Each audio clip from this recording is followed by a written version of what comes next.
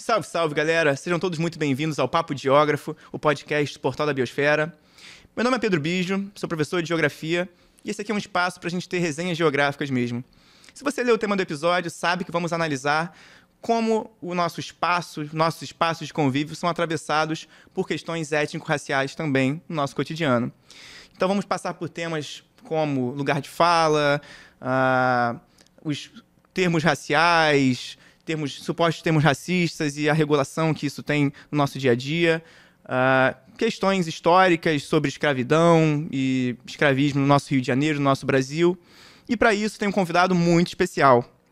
Ele é pós-doutor pela Casa de Saúde Oswaldo Cruz, ele é doutor em História pelo Programa de Pós-Graduação em História Comparada da UFRJ, mestre em Educação pelo Programa de Pós-Graduação em Educação da UFRJ na linha de Currículo e Linguagem, graduado, bacharel e licenciatura em História pelo Instituto de História da Universidade Federal do Rio de Janeiro, atua enquanto docente no Colégio Pedro II, na Unidade São Cristóvão III, lecionando em turmas de ensino médio e na especialização em ensino de História da África.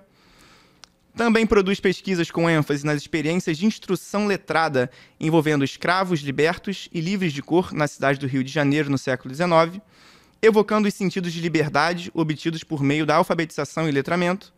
E, além disso, produz materiais didáticos de natureza escrita e audiovisual, direcionados a públicos acadêmicos e não acadêmicos nas mídias digitais. Estou me referindo ao excelentíssimo professor Igor Ferreira. Muito bem-vindo, Tem professor. que trazer aqui, ó. Isso, homem.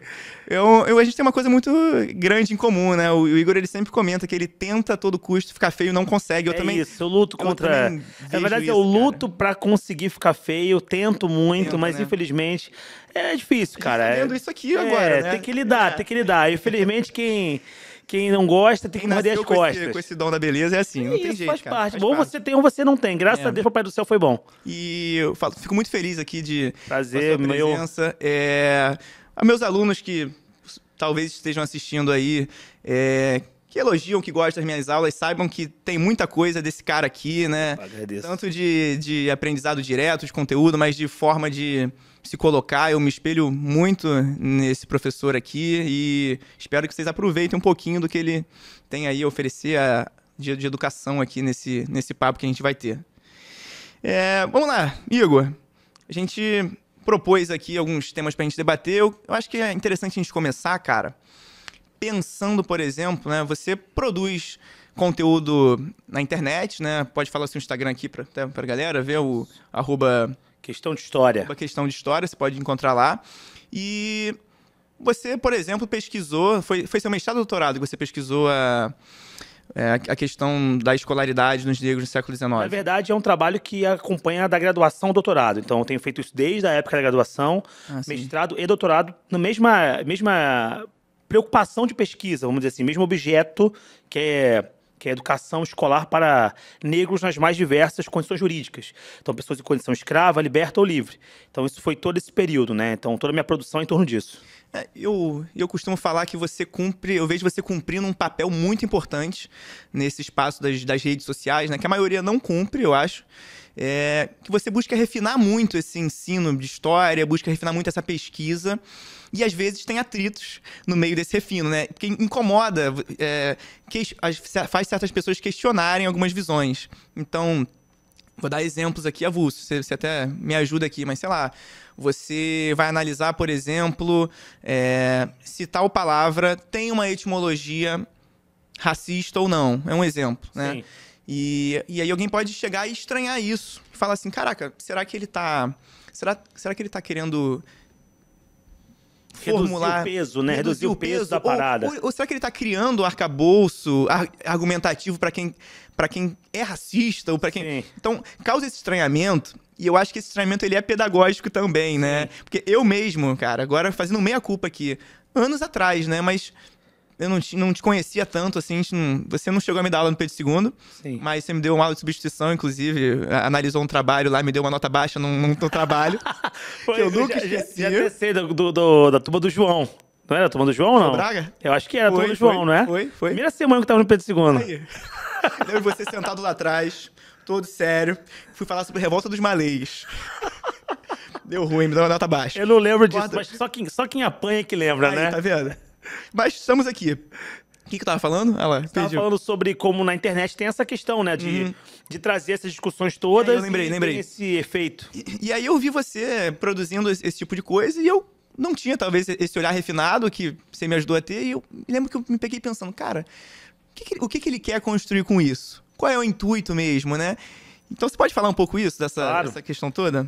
Uma coisa que é importante é que, como você bem disse, eu fiz graduação, mestrado, doutorado, pós-doutorado, uma série de coisas aí, produzi artigo, tudo mais e tal, tudo isso na vida acadêmica que a gente espera produzir dentro desse cenário, né? Dentro e fora do país, tudo que eu podia produzir, eu produzi. Mas, ao mesmo tempo, eu fui professor desde muito cedo. Então, eu comecei a dar aula com 18 anos de idade.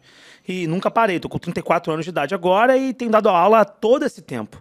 Então, eu sempre tive uma preocupação com o ambiente escolar, com o ensino escolar. E de transformá-lo em algo interessante, mas, ao mesmo tempo, que não fosse muito superficial. Porque a gente sabe que o saber escolar, ele exige adaptações. A gente tem que traduzir algumas coisas. E tradução, muitas vezes, pode culminar em perdas. E a depender do tamanho dessa perda, isso pode fazer o nosso aluno ser muito simplista em algumas análises. Então, eu sempre tentei procurar mesclar o entretenimento, a brincadeira, o lúdico, também com um certo grau de sofisticação na análise, né? E, obviamente, respeito à unidade, série, esse tipo de coisa. Então, quando eu fui seguindo a minha vida, eu fui me preocupando em manter o acadêmico e o escolar juntos. E pensei, cara, uma das formas de tentar fazer com que essas coisas também comunguem, assim, né? Que elas sejam conjugadas em favor da educação, é a internet. A internet é o espaço para isso. Na real, particularmente, eu tinha muito medo mesmo, muito receio de entrar na internet. É mesmo? Para produzir. Eu imaginava isso. Eu rejeitei esse espaço por anos. Por anos as pessoas falam assim, poxa, produz na internet e tal, parará, e eu sempre fugi disso. E tanto é verdade que quando eu criei o Questão de História, eu não criei o Questão de História com a ideia de abordar o que eu abordo lá hoje, que são temáticas étnico-raciais, a minha pesquisa histórica em questão de escravidão e pesquisa sobre África. Começou com uma questão era pré-vestibular. Né? Ah, eu lembro disso. disso. O nome Questão de História, ele é produto disso. A ideia era só avaliar questões de história. Mas engraçado que eu penso, eu nunca relacionei com isso, sabia? Mas... Isso é uma questão de história, eu pensava dessa forma. Exatamente, porque também eu não mudei o nome depois, porque como ele dava para abranger outras coisas, eu deixei. Mas a princípio era isso, era uma página para resolução de exercícios. E aí era isso que eu fazia. Só que em dado momento, um certo dia, eu gravei um vídeo mais próximo da minha temática.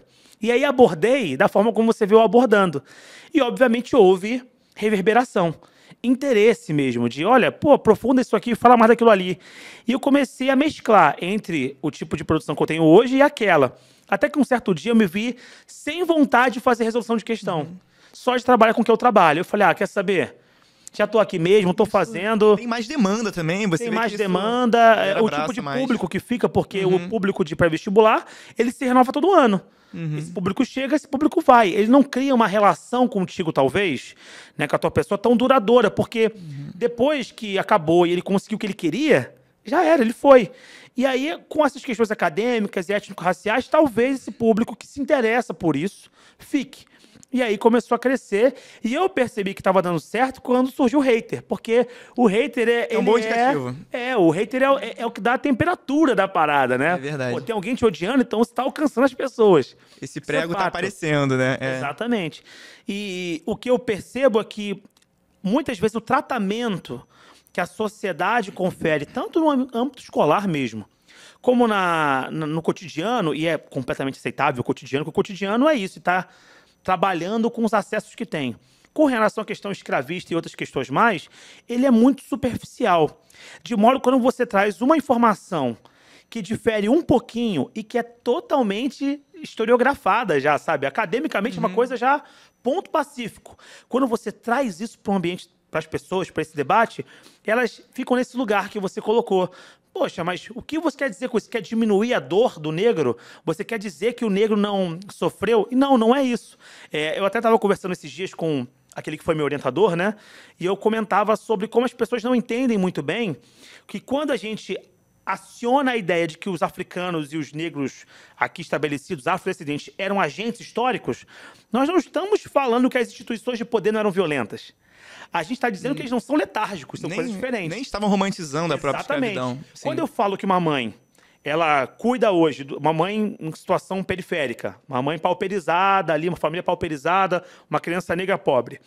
Quando essa mãe luta para esse menino ter educação escolar, tenta levar ele para instituições que ela entende, que na concepção dela vão ajudar a forjar esse garoto, eu não estou dizendo que a polícia bate menos. Tá entendendo? Eu não tô falando que o Estado é mais presente. Eu tô dizendo que ela não é letárgica. Você está estimulando uma análise histórica mais refinada ali. Perfeito. Que reconhece que existem circunstâncias constrangedoras, mas que a existência da circunstância constrangedora, não inibe ou não impede, até inibe, mas não impede a possibilidade de agência histórica. E aí, quando você traz informações do tipo, olha, pessoas em condição escrava tinham família. Aí fica, não, mas os africanos eram proibidos de ter família. Mas onde você viu isso? Em quais circunstâncias? Em todas as circunstâncias havia essa proibição? Como é que funciona? Porque senão a nossa análise vira jogo de The Sims. Sabe, clica no boneco, o boneco ele age assim. Não, o senhor é assim, o cativo é assim. E não é, a gente tá falando de gente. E eu vejo as pessoas, assim, no geral, tentando... As pessoas estão o tempo todo nos analisando. Sim. Alunos, no geral, né? Somos professores. E eu vejo as pessoas um pouco assim, cara... Qual é a dele? Qual é o objetivo dele? Qual é a bandeira política dele? O que ele acredita? E até para estimular, eu acho que isso eu vi um pouco em você e eu tento praticar isso. Tentando estimular uma análise geográfica refinada dos meus alunos. Poxa, a gente tá da área de ciências humanas. Talvez isso para os alunos ou para o público em geral, que não entende, pareça que é uma coisa... sem um preparo, que não segue padrões científicos, né, tão estabelecidos como uma matemática, como uma química e tal. Então, por exemplo, eu gravei um episódio passado com o Luciano, se você quiser ver aí, que é sobre mudanças climáticas. Sim. Aí eu coloco aqui um gráfico de desmatamento e vou analisar, por exemplo, os momentos históricos de desmatamento da Amazônia Legal em diferentes ciclos governamentais. E aí se eu falo assim, pô... Esse momento aqui foi maior que esse. O pessoal de um lado político me bate. Você fala, mas foi maior que o outro. Aí o outro me bate. Fala, cara, a gente está tentando estimular uma análise refinada do espaço ou da história, né? Em outras palavras, a gente não está produzindo ciência para prestar homenagem para a preferência de ninguém. Eu não estou produzindo ciência para poder, sabe, enaltecer, olha, no final das contas eu quero provar o quê? Que esse político é bom. Porque hoje em dia o debate virou isso. Porque as ciências humanas, infelizmente, hoje são instrumentalizadas para satisfazer o discurso político. Só que se você usa ela como isso, parece que a função, a razão de existir dela é essa. E não é. A gente pode mobilizar politicamente os saberes acadêmicos? Claro que pode. Mas a razão de ser desses saberes não necessariamente é essa. Perde o próprio poder argumentativo. E a própria autonomia. Sim. E eu vejo uma coisa que se repete na geografia, e claro, pelo visto na história também, que existem algumas... Né, é diferente, mas vou usar aqui o termo, entre aspas, fake news. Algumas fake news no meio da geografia que, cara, eu não sei de onde surgiram, mas se difundem. E aí aparece até em livro didático, em algum nível. Não sei de onde, que referência foi. Vou dar um exemplo. Não tem montanha no Brasil. Pô, e essa parada se difunde, os alunos e professores e online. Cara, de onde tiraram essa parada? Não tem nenhum arcabouço teórico, nenhum artigo, nenhum livro. E falam isso. E se você falar que tá errado... é capaz de ficarem bolados. Com raiva de você. Por que você tá falando isso aí? Estranho, né? Só você que tá certo. E aí, por exemplo, eu não vou... Uma baita professora, não vou citar o nome aqui, mas uma professora sensacional que eu tive na UF, né, de educação, de geografia. Em certa aula, ela fala, né, durante a minha graduação, da questão, por exemplo, das tranças ou do cabelo afro, que servia como um mapa de fuga para os quilombos. Isso num aspecto geral. E eu lembro que eu ouvi aquilo, eu falei, nossa, na época, que sensacional, que foda, assim, né? E aí, anos depois, eu vi você produzir um vídeo sobre isso, né? Mostrando que não era bem assim. E isso fez eu abrir um pouco os olhos sobre isso, né, cara? Porque era algo semelhante à ideia de que não tem montanha no Brasil. Sim. E vira uma espécie de um clichê que vai se repetindo, e aí você fala porque você vê um cara que você confia falando, né? E assim vai entrando um telefone sem fio às vezes e se cria uma coisa que não tem um arcabouço tão sólido, sabe, né? Qual é a grande questão desse caso, por exemplo, né? É que a gente, quando cita uma coisa desse tipo, olha, as tranças Nagô eram feitas como rotas de fuga, O que, no fundo, a gente está querendo é muito demonstrar para as pessoas o seguinte, olha, tá vendo? Os negros tinham genialidade. Eles tinham competência intelectual. Agora, a questão que eu te faço a pergunta que eu te faço, se eu descobrir que, na verdade, as tranças não tinham esse propósito, de modo lato, tão genérico, assim, tão amplo como dizem, os negros deixam de ser inteligentes? Não. Então, assim, eu não preciso fortalecer uma informação falsa para argumentar em favor de uma coisa que eu sei que é verdadeira. Eu sei que aqueles negros, em grande quantidade que estavam no Brasil, são geniais. São pessoas intelectualizadas ao seu próprio modo, com a sua própria formação. Quando eu falo ao seu próprio modo, porque não é um modo acadêmico de ser, né? Não são formados em universidade, como ninguém era. Mas tinham muitos saberes acumulados, entendeu? Então parece de alguma maneira, eu quero falar assim, tá vendo como eram geniais? Olha como o nosso povo é uma coisa de orgulho. E eu entendo esse lugar, porque é um lugar de tentar tirar um pouco do ressentimento e da dor. Eu entendo isso. Mas o problema é que no dia que alguém te provar que aquilo está equivocado em algum sentido, você vai ficar tão incomodado porque você se sentiu enganado, porque mentiram para você, ou então você vai falar assim, caramba, a gente não produziu nada, então a pessoa meio que fica sem resposta. Então é muito melhor mostrar para essa pessoa que a genialidade que ela quer é encontrada sim, de modo muito panorâmico. Em vários outros exemplos. Mesmo que esse exemplo não seja o quê? Na totalidade verdadeiro. Entendeu? Essa é uma questão importante. Eu até citei nesse vídeo que você está falando, como a gente tem uma indicação oral na Colômbia, se eu não me na engano. Colômbia, né? em Cartagena especificamente. Agora, se você perguntar mesmo para africanos, de um modo geral, e para descendentes de um modo geral, se essa história era uma coisa comum, não era extremamente comum. Não era comum. Pelo É uma contrário. coisa difícil de imaginar. E mais do que isso, cara, a trança, ela tem um significado muito mais do que também estético, simbólico, étnico, tem uma outra funcionalidade, entendeu? E aí, quando você cria isso, você acaba reforçando a ideia de que o quê? Que a trança, ela só cumpria essa função. E vem outras questões a reboque, né? Pô, se ela cumpre essa função, então só negros podem usar, porque só negros moravam em quilombos. Então, se você não morou em quilombo, se você era descendente de quem morou, não deve usar. Aí, a gente vai chegar nesse papo. Vem uma série de outras questões, né? E tem uma outra que gera muita discussão na internet. Discussão não, na verdade. Quando eu cito, ela gera reverberação e foi a que gerou reverberação em alguns vídeos que eu fiz. Que a minha pesquisa é sobre a presença negra nas escolas no século XIX. Mostrando que não havia... E eu falo sempre isso com calma, porque gera muito desconforto. São temas sensíveis que a gente está falando aqui. A gente fala... Não havia proibição legislativa. Eu quero deixar isso bem claro para você que está me ouvindo nesse momento. Não havia proibição legislativa para a presença negra nas escolas do Brasil do século XIX. Não havia. Havia proibição para escravos, ou escravizados, que é o termo que está... hoje em dia mais presente. Mas para mim não faria muita diferença usar escravos ou escravizados, porque a condição jurídica, eu não estou dizendo que são naturalmente escravos, é só a condição jurídica da época, termo de época. Não havia proibição para negros, só para cativos. Aí você fala assim, mas não é a mesma coisa? Não. Cativo, escravo é condição jurídica. Negro é leitura racial.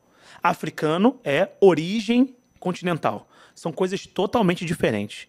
É possível um cara ser africano, escravo e negro. É possível o cara ser africano, negro e livre. É possível o cara ser brasileiro, escravo e negro, entendeu? É possível o cara ser brasileiro, negro e livre. Esse sujeito que é brasileiro e livre não tinha impedimento legislativo à inserção à escola. Ele poderia frequentar a escola, matricular e frequentar. Só que a minha pesquisa é sobre a demonstração de que, embora não houvesse uma objeção formal, em outras palavras, embora não houvesse obstáculo legislativo para isso, há uma série de outros obstáculos que emergem. Porque a vida não é só sobre lei, não é só sobre proibição formal. Tem uma série de outros impedimentos e obstáculos que se fazem simbolicamente numa sociedade. E aí o exemplo que eu sempre dou é o seguinte, é como se eu fosse convidado para uma festa e eu estou na festa. Só que ninguém deixa salgadinho na minha mesa. Então, eu estou presente, mas eu não estou sendo acolhido pelo espaço. Então, tem uma diferença entre ingresso, né, e pertencimento. Então, os negros sofreram muito com o processo de pertença. De se sentirem acolhidos, se sentirem amalgamados àquele espaço. Era um espaço, muitas vezes, estranho aos negros, mas não havia impedimento formal. E aí que surge o quê? A necessidade dos negros se articularem entre si para garantir que essas crianças estudassem. Às vezes, inclusive, acionando professores particulares, às vezes fazendo escolas próprias, entendeu? Escolas para pessoas pobres e negras. O próprio José do Patrocínio fez uma escola para meninos pobres em São Cristóvão. Aí, mas havia impedimento para meninos brancos nessa escola? Não. Mas eu tenho dúvida nenhuma que dentre os meninos pobres, muitos deles eram negros, eram pardos, eram mestiços, de modo geral. Assim como tem uma escola no Rio de Janeiro, é um caso único, né? A escola feita por um professor, uma escola particular, e as escolas na época eram na casa, tá? Não era uma escola tipo uma escolinha, não. É na casa do indivíduo a escola. Ele vive lá e naquele intervalo, no horário escolar, aquela casa é uma escola. Um professor chamado Pretestato, um professor preto, auto-intitulado preto, que recebia meninos pretos e pardos na sua casa. E que os pais pedem que a escola continue funcionando junto ao poder público, porque havia uma questão de regulação, legislação sobre as escolas, e os pais alegam o seguinte: olha, nós queremos que o professor pretestado continue ensinando nossos filhos, porque nas escolas nas quais eles estudavam antes, eles não aprendiam. Opa, olha a indicação. Então eles estudavam antes. Mas existiam barreiras. Isso aí. E você vê que a barreira, ela nem sempre é visível, né? E nem sempre é legal. E a alegação é qual? Fundamental. A alegação é: nós víamos que eles estudavam nas escolas antes, mas quem trata eles bem é o pretestado. Porque antes eles não se sentiam bem nas escolas. Os meninos pretos estavam nas escolas, mas não se sentiam bem. Ninguém consegue aprender bem onde não se sente bem. Mas o professor pretestado não. Trata eles com desvelo. Essa palavra não sou eu que estou inventando, está no documento. Com desvelo, com atenção. E, portanto, eles aprendem, se não com perfeição, ao menos sem coação. Olha só. Não estão sendo coagidos. Que é o nome de um livro até da Adriana Silva, que é quem primeiro trabalha essa escola. Eu trabalho depois, no meu mestrado, meio que produzindo sentidos de currículo, mostrando como aquela escola não era só uma escola, mas era uma proposta curricular, em algum sentido, né? No âmbito de que o currículo é não só o que se ensina, mas o porquê se ensina, para que se ensina, em outras palavras, o que está subjacente ao que é ensinado. Então, estão discutindo uma coisa que precede, né? Estão discutindo o quê? O lugar do negro nessa instituição. Então, quando eu falo isso... Aí você tem que chegar no final. Ao construir isso, você recebeu críticas também sobre... a gente recebe porque as pessoas falam assim, não, os negros não estudavam. É assim, entendeu? Você pode mostrar a fonte, você pode demonstrar mais casos de negros letrados. E aí o pessoal confunde muitas coisas, porque as pessoas trabalham muito no limite das coisas. Eu acho que é pegar esse extremismo. Ou é perfeito, ou é vazio. E pegar as ciências como se fossem duelos de torcidas organizadas, né? Quando eu falo que existia, eu não estou afirmando, veja, não está subjacente a minha fala que eu falei que é fácil, não está subjacente a minha fala que eu falei que é todos, não está subjacente a minha fala que não havia violência contra o negro ou que não há violência contra o negro.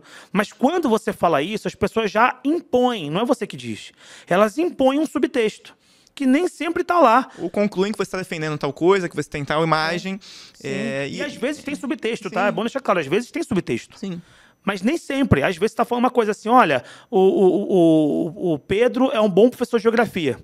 Aí alguém vira e fala assim, mas você está falando que todos os professores de geografia são bons. Eu não falei isso. Eu falei que tem professor de geografia e tem bons professores de geografia. E dentre eles está o Pedro. Então essa coisa de conseguir entender o que está sendo falado, sabe? Deixa eu entender a construção, as camadas desse conhecimento. E talvez até para o público que está em casa e pensando enquanto a gente conversa, existem lados positivos e negativos para você olhar nessas proposições, né? Certeza. Então, digamos assim, a pessoa ela quer olhar para uma evidência histórica que corrobore com o que ela quer defender, por exemplo.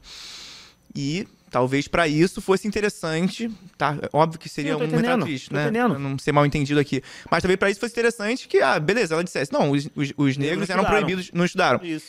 Porém, se você refina um pouco essa construção e você constrói dessa forma, abre espaço para outros debates que são mais atuais, como, por exemplo, existem barreiras que não são legais. Então, talvez você e eu entremos num shopping aqui e não há impedimento legal em nenhum local para eu e você entrar, mas talvez o segurança fique mais olhando para você do que para mim. Perfeito. Né? Então, quando a gente sofistica a análise, a gente não está tirando o valor do debate. A gente está só definindo melhor os termos do que tem que ser debatido. Porque foi o que você falou, às vezes parece que tem que afirmar uma coisa inverossímil, uma mentira, para satisfazer uma disputa política do presente. Porque, para minha narrativa, para minha retórica política, é melhor que os negros não tenham estudado. Só que só é melhor porque você está discutindo a coisa errada. Porque o debate hoje predominante é sobre o quê? É disponibilidade escolar, ok, mas também das oportunidades que a escola em si oferece. Escola para ricos, escola para pobres, entendeu? A gente sabe que isso existe. Então o debate é mais esse. Ou então, tem negro na escola? Tem. Mas será que o currículo escolar... Olha só, um debate muito mais pertinente. O currículo escolar é acolhedor a essa presença negra ou não é? Não estou afirmando que é ou não é. Eu estou só levantando a pergunta. Eu sou historiador, não resolvo nada, só crio problema. Eu não resolvo as coisas. Quem resolve é a política pública. Sim. Eu estou aqui para gerar desconforto. Eu falo para meus alunos isso. Se vocês começam a minha aula e terminam a minha aula, voltam para casa feliz, eu errei. A minha aula é sobre gerar desconforto. Eu não resolvo nada. Aquela citação do Charlie Brown, eu não vim para te explicar, eu vim para confundir. Eu adoro. É desconforto, é desconforto. Porque é até uma forma de ensinar a história que às vezes existe um equívoco. Eu falo isso com monitores, às vezes, né? Estudantes de história que estão ali fazendo licenciatura, estão ali próximo. Eu sempre falo, olha, o pessoal conta muita história assim, olha, tinha um problema, escravidão, aí vieram as leis, aí assinou a Lei Áurea, acabou. Como se, olha, tá vendo? Fechou um capítulo. Não, a gente tem que falar que houve um processo, mas o dia seguinte continua, a vida seguiu. Não existe um momento que você fecha a história, olha, caramba, fechou. Tudo tá perfeito. Não, a história é dinâmica. Então, até essa tentativa de pacificação, ela é o quê? Eternamente inacabada. Porque tá sempre surgindo... um processo de vir a ser. Tem sempre alguma coisa acontecendo. Não é um mundo perfeito. Pode ter retrocessos. Exatamente. Eu sempre falo, a gente não vive em sociedade Smurf, meu parceiro. Isso aqui é dinâmico. Então, até para poder ler as pessoas, tem que ter esse cuidado. Porque senão, eu coloco em tipos ideais. Pedro é um homem branco, logo é um inimigo. Fulano, entendeu? Vira uma coisa, vira brincadeira de criança. Você obviamente conhece, né? Eu já vi até você fazendo um vídeo sobre ele. Um grande geógrafo que nós tivemos no Brasil, já faleceu, foi o Milton Santos. Sim. Amplamente analisado. E ele teve uma fala numa entrevista, que eu peguei na citação aqui. O Milton Santos, ele falava assim, que para nós evoluirmos no combate ao racismo, essa discriminação racial, nós devemos trazer para o... Né, ele estava falando, trazer para o nosso lado a população branca também, porque se não for assim, não vai resolver, não vai adiantar. E você tocou nesse ponto, Igor, sobre a questão de, você, no exemplo, me assistir, me ver como um inimigo pelo ser branco. Às vezes eu vejo na retórica de algumas pessoas, e eu sei que ela não quer dizer isso, não quer me colocar nesse lugar. Mas às vezes na fala, para alguém que não está vendo com um bom senso, para quem não tá ouvindo com esse lado acolhedor que eu tenho, talvez pareça isso. Pô, pelo jeito que ele tá falando, parece que ele tá me vendo como inimigo, eu não sou inimigo, entendeu? Sim. E eu acho que... porque tem um debate sobre branquitude, que é uma coisa que extrapola a tua pessoa, não é sobre o Pedro, é sobre uma dinâmica social. Um aspecto. Né? E existe também gente que confunde isso. E aí o Pedro vira um inimigo também. Porque tem que ter uma coisa em mente. A disputa política e o diálogo mesmo, a retórica política, ela nem sempre está comprometida com o que é coerente. Ela está comprometida com o convencimento. São coisas bem diferentes. Não precisa ser coerente sempre, precisa ser convincente. Então, assim, se eu chego publicamente e eu começo a criar uma retórica contra a sua pessoa ali, para muita gente vai satisfazer. Para alguns setores, isso vai satisfazer. Então, alcançou o seu objetivo. Então, a gente, que na verdade está nesse lugar mais de crítica acadêmica, fala assim, não, mas não é bem isso, né? Mas é porque o compromisso dele não é com isso, cara. Esquece isso. Não se ilude, entendeu? É possível fazer boa militância com conhecimento acadêmico? Mas é possível fazer também militância desprezando alguns elementos, porque satisfaz alguns segmentos sociais. E pra gente é doloroso, mas... infelizmente ou felizmente, enfim, sei lá, como as coisas acontecem, entendeu? Elas não estão limitadas à nossa compreensão, elas são muito dinâmicas. E é isso, cara, é ter que lidar com esse tipo de coisa o tempo todo. A grande questão é que quando a gente faz isso pessoalmente, a coisa, muitas vezes, nem sempre, ainda tende a um certo respeito, porque você está vendo uma pessoa. Mas na internet... Na internet é aquele negócio, Na internet, meu irmão, até de Marlboro, não tem essa não. O cara vai te xingar e vai te chamar de burro e o avatar dele é um Naruto. O moleque tem 14 anos. É isso. E te chama de idiota e tu tem que aceitar, não tem que fazer. Tá tendo vários debates sobre isso, né? Mas a evolução é bem lenta. Agora, Igor, como a gente vai seguir sobre esse debate, sobre racismo e, enfim, tudo isso, eu acho pertinente a gente começar sobre o próprio conceito de raça. Sim. Porque... para alguns, né, pode parecer, já vi gente falando mesmo, poxa, a própria noção de pensar a raça é um pensamento racista, visto que O ser humano, biologicamente, é só uma raça, é a raça humana e não há diferenciações. Pode falar um pouquinho sobre o que é essa definição de raça, quais são o que tem por detrás? É porque, na verdade, muitas vezes o pessoal pensa a palavra raça dentro de uma perspectiva biológica. Que não é que a gente vai tratar. Não é isso que a gente está debatendo, a gente está tratando uma dimensão sociológica. Uhum. E o fato é, quando você vira e fala assim, não você, né? Quando se vira e fala assim, olha, eu não vejo cor, isso é mentira, todo mundo vê cor. A questão é como a gente reage a essa diversidade de cor, tipo, tamanho e tal. E a gente cria expectativas e estigmas em torno disso. E é aí que opera o exercício do racismo, que é de adotar para alguns cortes raciais, para alguns tipos físicos, algumas características que supostamente eles são próprias. Vamos dar um exemplo disso fora do campo da raça. Se chega um cara aqui no estúdio com 2 metros, automaticamente o que você pensa sobre esse cara? Você fala, esse cara joga basquete ou joga vôlei. É quase inconsciente, né? Sim. Tá ali, porque, pô, um cara desse tamanho, ele deve ser atleta dessa área. Ou, no mínimo, tu fala, ih, cara, tu jogou basquete? Pô, tu joga basquete? Pô, tu perdeu a oportunidade, o cara é alto pra caramba. A gente faz esse exercício. Na internet, quando você olha, tem aquela piada, olha, não importa quão bom você seja em alguma coisa, sempre tem uma crença asiática melhor. Não é isso? Porque fala que o quê? Que o asiático, ele é genial, pô, ele já nasce tocando piano, já nasce tocando Chopin, entendeu? Então é essa expectativa, essa visão, é um estigma. E existe um estigma da cor no Brasil, o estigma da cor negra. E esse estigma está em torno de achar o quê? Que o negro, por si só, ele é produtor de um certo caos. Ele é um pouco mais violento, ele tem uma tendência a pegar uma coisa que é minha, entendeu? Você vê isso no próprio estereótipo que a pessoa imagina sobre o medo da violência na rua, né? Eu falo com alguém, é o medo, aquela pessoa ali tá estranha. No geral, a pessoa vai imaginar classe, isso, às né? vezes, cara. Em conselho de classe, alguém fala assim, porque fulano é meio estranho, ou tem uma cara meio estranha. Aí eu já provoco o incômodo. Eu falo assim, mas qual é a cor dele aí? Só me fala rapidinho. A pessoa, não, tô te perguntando, não tô afirmando nada. Porque tem que pensar o que está sendo dito, entendeu? Então existe uma forma de ser atravessado pela percepção racial, esse que é o ponto. Então, foi o que falou. Por exemplo, saímos eu e você de uma loja, e quando a gente sai em simultâneo, apita de que alguém tá levando alguma coisa na sua bolsa. Cara, há uma tendência dos seguranças atribuírem isso a mim. E aí você vai refinando isso também. Ah, mas o Igor é negro, mas também é gordo. Então também tem um... Se for um negro mais magro, tá entendendo? Tu vai refinando. Sim. Vai refinando. Pô, o Igor usa óculos. Óculos é um elemento apassivador pra caramba. Tá bem vestido. Se for um cara um pouco mais escuro que eu, portanto retinto, magro, não precisa, pode estar até bem vestido. Sim, claro. Mas assim, só de ser retinto e mais magro, né? Porque, não, a coisa da agilidade. É uma coisa que a pessoa pensa.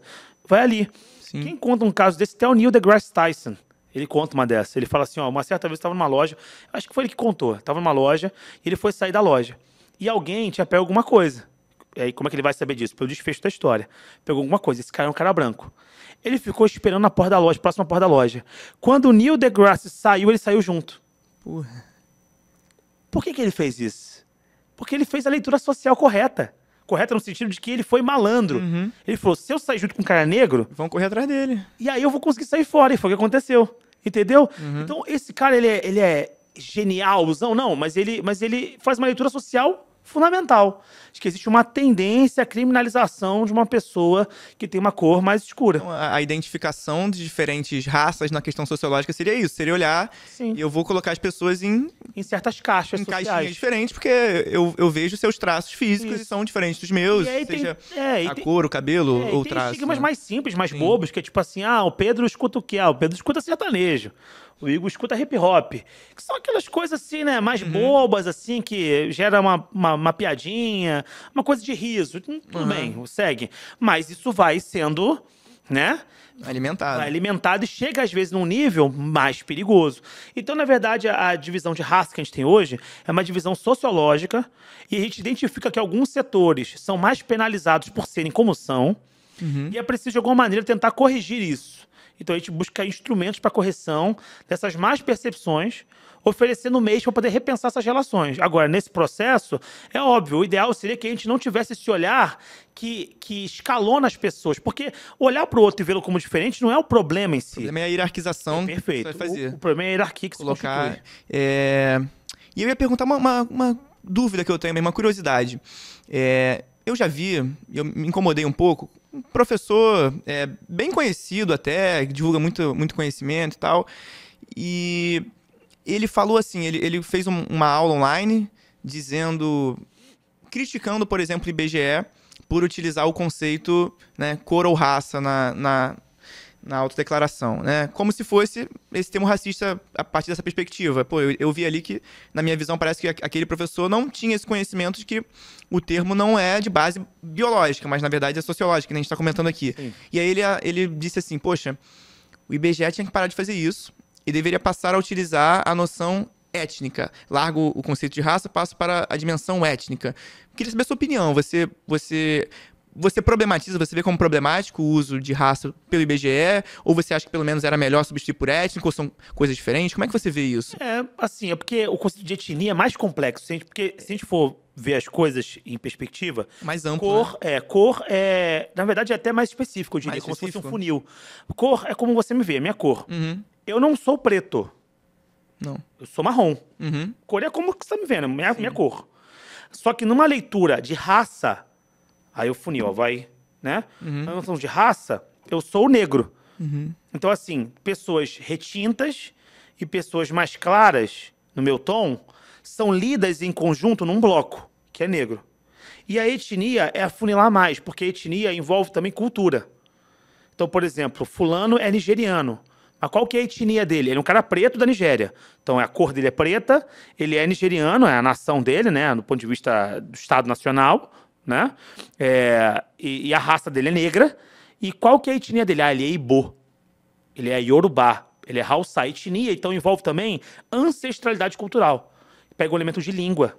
Pega outros elementos. Então, se a gente for olhar, o uso de etnia, muitas vezes é esse o uso de etnia. Claro que não impede você usar no IBGE etnia, porque essas palavras podem ser ressignificadas, podem, né? Palavras podem ser movidas. Pode ser que incomode ele, cor e raça. A mim não incomoda. Eu nunca parei pra poder pensar como incômodo, não, pra ser bem sincero. Pela primeira vez que eu tô sendo provocado a pensar nisso. Como incômodo, assim. O meu incômodo é outro, pra ser bem sincero. O meu incômodo é achar que preto mais pardo é negro. Isso me incomoda. Muito. Como assim? Você pode explicar melhor? Porque como é que o IBGE trata a coisa? O IBGE trata o seguinte, ó. Negros é a soma de pretos e pardos. Sim. Tá, mas tem gente que é parda e claramente não é negra. Não é difícil, eu não tô fazendo nenhum exercício. Anda na rua, olha pra algumas pessoas. Algumas pessoas você fala assim, esse cara não é negro, mas ele também não é branco. Ele é pardo. Em que lugar ele está, né? Ele é pardo. Só que na nossa leitura, pardo é negro. Porque o próprio pardo, ele enfrenta Qual o lugar desse pardo? Né? O pardo vive na terra do Peter Pan, pô. Ele é negro, Brasil. né? Ele não é nada. Ele é tudo e não é nada, entendeu? O que ele é? Ele não tá encaixado em lugar nenhum. Tem pardo que claramente o quê? Ele é pardo no sentido de que ele tem uma mestiçagem, mas ele tem traços mais demarcados de negritude. Então esse cara é negro. Mas, por exemplo, tem um pardo no Brasil que o cara é misturado de índio com um branco, pô. Esse cara é negro? Quer dizer, não tem índio no Brasil, acabou. Porque já percebeu isso? No Brasil tem negros, né, pretos, pardos, né? Aí você tem lá os brancos, tem os indígenas e tem os amarelos, asiáticos. Perfeito. Ou você é indígena ou some. Ser indígena. Se o seu pai é indígena, sua mãe é branca, nasce você, misturado, não é o seu caso, mas nasce misturado, deixou de ser indígena. Virou pardo. E aí, na leitura, virou negro. Caramba, olha que salto. Deu um salto, né? É verdade, nunca tinha parado de pensar nisso. Essa categoria não dá conta. E eu defendo que haja mais amplitude categórica dentro de pardo. Eu defendo uma desambiguação. Você clica em pardo, abre vários caminhos. Eu defendo. Porque talvez... Veja se você concorda comigo, se eu tô acompanhando. Teria uma parte desses pardos que tá mais propensa a sofrer com esse racismo do que outra, por exemplo. Exatamente. E aí a gente tem outras discussões. A política de cotas é pra quem? Aí vai aquela questão, quando o cara vai lá Aí vai a questão de ser aceito na cota ou não. O que isso acontece? Eu gosto de brincar que esse é o negro de Schrödinger. Ele é negro, mas não é. Aquele experimento gato de Schrödinger. Tá vivo, tá morto. Sim. É o negro de Schrödinger. Para efeito de inchar o debate social, ele é negro. Entendeu? Na hora que serve a retórica racial, veja, eu não sou contra a política pública a favor dos negros, é isso que eu estou deixando claro. Não sou contra. Pelo contrário, eu estou só demonstrando que existe um descompasso aí. Na hora de falar, não, 50 e tantos por cento do Brasil são negros. É a maioria, sim. Plá, tu joga o dado. Mas na hora que esse cara que foi contado como pardo... Vai bater lá na universidade e falam, não é. Não. Então ele pode ser contado pra luta, mas não pros despojos. Não é estranho? Uma grande contradição aí, né? Não tem uma contradição? Mas ele não é o cara pardo, então por que ele foi contado? Então não o conte. Estabeleçam outras categorias que aloquem melhor esse cara no meio social. Essa categoria não dá conta. Se não é pra ele, ele também não tem que ser contado. Aí vira o negro de Schrödinger. Se ele é preso, ele é negro. Se vai pra faculdade, ele é branco. Olha só, É pra satisfazer. A gente tá querendo produzir dado pra satisfazer o quê com isso? Tá entendendo? Vai de acordo com aquilo que a gente falou no início, né? Da história sendo feita de acordo com... homenagem pra preferência retórica. Ou com a minha preferência, exatamente. Entendeu? Então, assim, é o negro de Schrödinger. O cara foi pra universidade, ele não é tão negro assim também. Ele foi preso aí, ó, o encarceramento massivo de negros. E eu não tô negando que haja encarceramento massivo de negros. Você que tá escutando aí, entenda a profundidade do que o Igor tá propondo aqui, né? Pense com clareza, porque senão a pessoa pode achar também que a gente tá diminuindo a própria luta. Eu não tô falando que não há um encarceramento massivo de negros. E tampouco não estou falando também que não haja dificuldade para a inserção de negros em universidade. Eu só estou dizendo que no meio desses debates importantíssimos, existe ali um terreno confuso, uma sobreposição confusa, um terreno borrado, que envolve uma grande parte da população brasileira que são dos pardos. Sim. E muitos desses pardos claramente não são negros. Eu lembro que quando eu era moleque, sou um pouco mais velho que você, quando eu era moleque, a gente aprendia na escola mameluco, não sei o quê, isso parou cafuso. de ser Mas eu acho, inclusive, que algumas dessas categorias são mais eficazes. Porque elas pelo menos reconhecem o quê? Uma diversidade no interior de um termo. O problema de você... Porque categoria não é a realidade. A gente tem que sempre entender isso. Categoria é um instrumento para avaliar a realidade. A realidade é outra coisa também diferente. Categoria é categoria, a realidade é a realidade. A categoria é um instrumento que o analista estabelece para analisar a realidade. Vai tentar ficar menos subjetivo, né? É isso. Só que a categoria, ela, ao mesmo tempo que ela profundamente o quê? Libertadora, ela também é opressora pra caramba. Porque ela restringe. E às vezes a categoria não dá conta. E tá tudo bem, a gente muda a categoria. Cara, a categoria é um instrumento, cara, uma ferramenta. Pô, tem um prego aqui, Pedro. Aí eu falo assim, Pedro, martela esse prego aqui. Você pode martelar esse prego com uma chave de fenda? Até pode. Você segura a chave de fenda pela parte de ferro na mão e bate com aquela partezinha ali. Mas qual que é a melhor ferramenta? É o martelo. Não é uma questão de ser... essa ferramenta não serve. Não, ela só não é a melhor ferramenta. E aí vamos discutir isso, para esse propósito. Então vamos pensar outras ferramentas, quer dizer, outras categorias que deem pra gente... Por que eu encaixo esse cara que é descendente de índio com asiático? Esse cara existe. Tem algum lugar no Brasil. Esse cara que é descendente de árabe, entendeu? Com branco e índio. Ele fica pardo. No meio disso tudo, a gente não tem termo pra esse cara. Ele é pardo. Pô, então na hora do cálculo ele é negro. Isso. E aí gera realidade muito diferente ali dentro desse arcabouço grande que é o pardo. A gente está distorcendo a realidade para satisfazer a categoria. Até porque foi uma novidade, né? O último censo do IBGE trouxe um dado no qual a população parda, se eu não me engano, ultrapassou a população branca, né? Pela primeira vez, foi isso? E até tem que pensar o porquê disso. Qual o significado disso? Será que também não existe uma ideia de aproveitamento do que significa ser pardo para alguns? Até isso tem que ser debatido, cara. A gente está falando de gente, ser humano. Sim. Porque, por exemplo, ser pardo hoje é mais satisfatório. Não é? É mais satisfatório, porque ser branco, daqui a pouco você tá pedindo desculpa. Pô, desculpa aí por ser branco, cara. Desculpa aí. Então, às vezes, é mais satisfatório. Às vezes é assim, não. Criou-se uma ideia de, poxa, ser pardo não é um problema, você pode ser, tem isso também. Pode ser que houve o quê? Mais casamentos e mais mestiçagem com o processo, pode ser também. Mas pode ser também só o quê? Uma autorresolução, dado um cenário de constrangimentos, pode ser também. O dado final não demonstra pra gente o processo. A gente não sabe o que estava na cabeça do cara que respondeu a pergunta. Entendi. Não sabe, entendeu? Tem muita coisa nesse meio aí. E aí tem alguns outros pontos aqui que eu acho que é interessante a gente discutir e pra galera ir entendendo, né?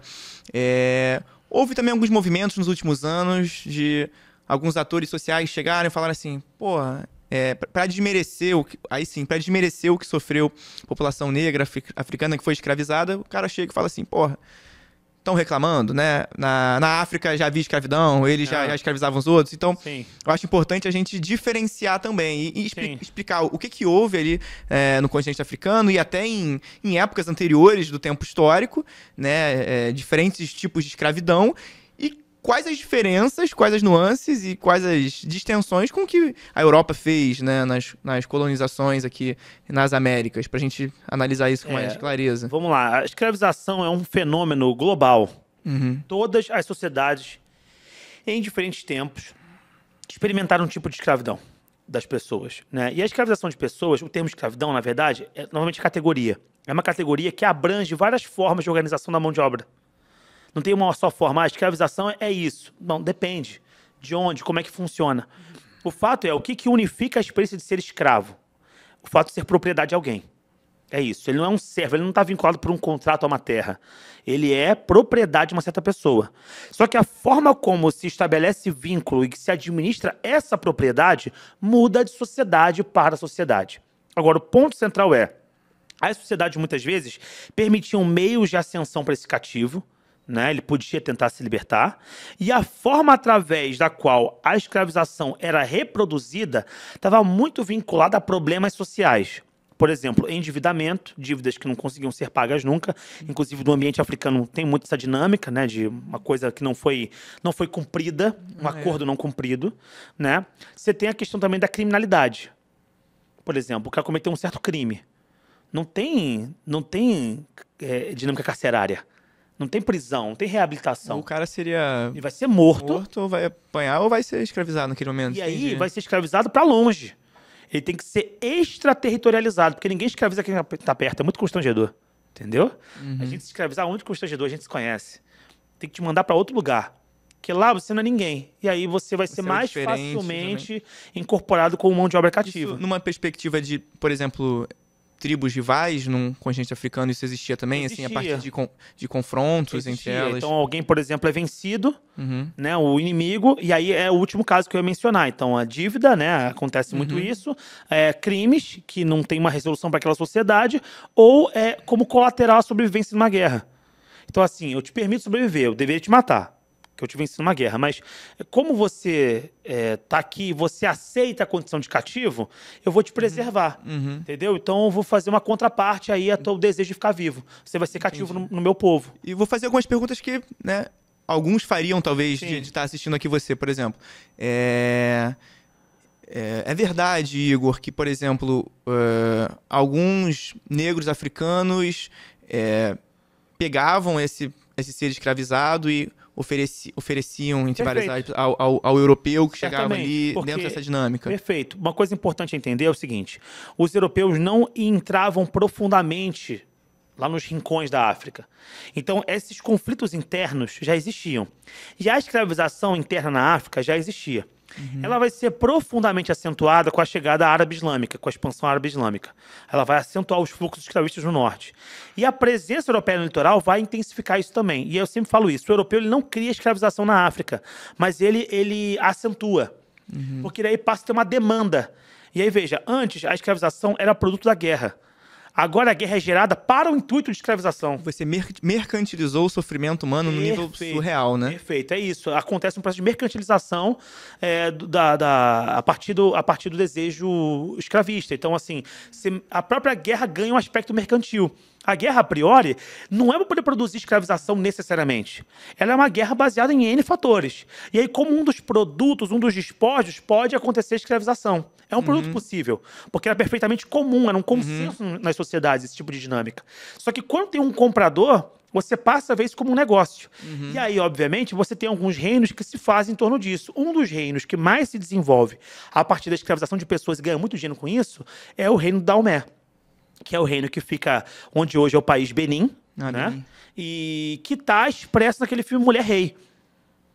Filmaço, inclusive. Então, e que tem muitos erros históricos também. Alguns erros históricos, em algum sentido, assim, depois eu vou querer saber. de você colocar palavras que... A Viola, né, que é a Nanisca, ela fala coisas que não tem a ver com alguém que do século XVII ou XVIII falaria.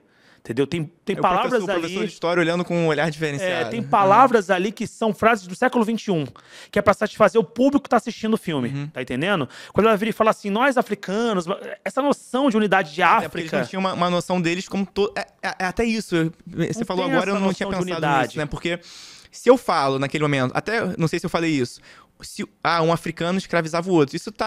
A base disso tá errada, porque eles não se viam como o mesmo povo, né? Não, tá errado e não tá, né? Porque você tá fazendo uso, você tá evocando o conceito do presente. Sim. Só tem que ter o cuidado de, quando passar pro aluno, deixar claro que na cabeça do indivíduo que tá agindo, eles não se viam como uma unidade. Exatamente. Entendi. Igual, por exemplo, hoje em dia uma pessoa comete um crime contra a outra. Você vai falar que um terráqueo matou outro? Entendeu? Isso só faz sentido se a partir do momento que você tiver um estrangeiro que olha a gente como terráqueo, porque a gente se vê a partir de outras identidades. A identidade terráqueo não resolve a coisa entre a gente. Pedro, vamos parar de brigar. Você nasceu na Terra, eu também. Entendeu? Pra gente isso não é uma identidade central. Até porque fronteira é uma invenção. Nós dois somos cariocas, vamos parar. Entendeu? Não existe isso. Até porque a fronteira África é uma invenção. Sim. Alguém um dia definiu. Você, melhor do que eu, pode falar sobre isso. Como fronteiras são invenções. Sim. A África podia ser 2 continentes. Bastava alguém falar, esse aqui é um continente, esse aqui é outro. Tanto que é verdade que na própria conferência que os europeus vão dividir, né, fronteiras africanas, eles de propósito também colocam grupos rivais dentro de uma mesma fronteira para facilitar o próprio domínio, né? Isso acontecia na Europa e em todos os lugares do mundo. Sempre teve isso, né? Então essa coisa, não vamos fazer a guerra dos 100 anos, não, entre ingleses e franceses. Por quê? Porque somos todos europeus. Sim. A gente tá provocando uma leitura de outro tempo naquele contexto. Então é verdade que africanos vendiam africanos? Sim e não. Sim, na medida que hoje entendemos que todo aquele espaço pertence ao que a gente chama África.